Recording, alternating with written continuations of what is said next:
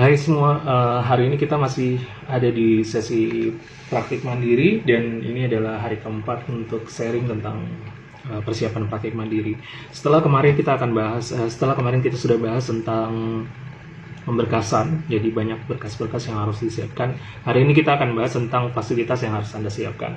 Yang pertama adalah bangunan. Dan di bangunan yang akan digunakan dalam praktik ini harus bersifat permanen. Artinya tidak boleh bangunan yang situasional, yang kemudian gampang kena hujan atau kena angin kemudian roboh, yang seperti itu yang dimaksud. Jadi boleh dengan kayu, boleh dengan beton bangunannya. Kemudian untuk syarat bangunan juga, ini juga menjadi perbedaan di setiap daerah tergantung dari kebijakan Dinas Kesehatan kota dan kabupatennya. Jadi untuk standar minimal sebenarnya bangunan itu dibolehkan itu berdempet dengan satu rumah, maksudnya masih dalam satu rumah tetapi beda pintu. Itu yang kebanyakan diatur ya. Namun di beberapa kota juga ada yang mensyaratkan khusus bahwa tidak boleh berdempet dengan bangunan rumah. Itu yang di beberapa daerah. Jadi untuk memastikan Anda boleh konsultasi ke Dinas Kesehatan Kota tempat Anda akan merencanakan praktik mandiri.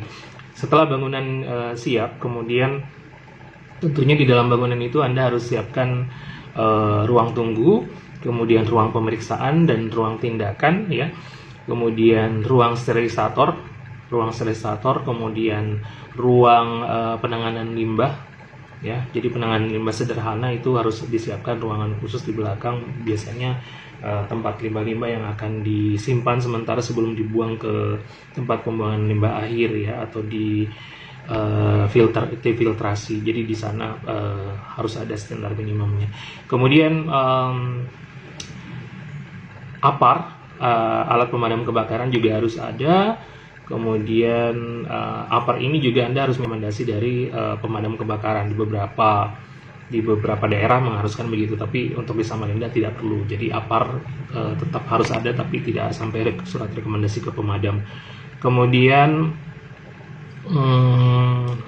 fasilitas sesuai dengan layanan Anda. Misalnya Anda perawatan luka, maka Anda harus siapkan set debridement, kemudian balutan-balutan yang seperti itu ya. Tapi kalau syarat wajib yang ada di PPNI itu saya lihat adalah tiang infus, tabung oksigen, kemudian obat P3K,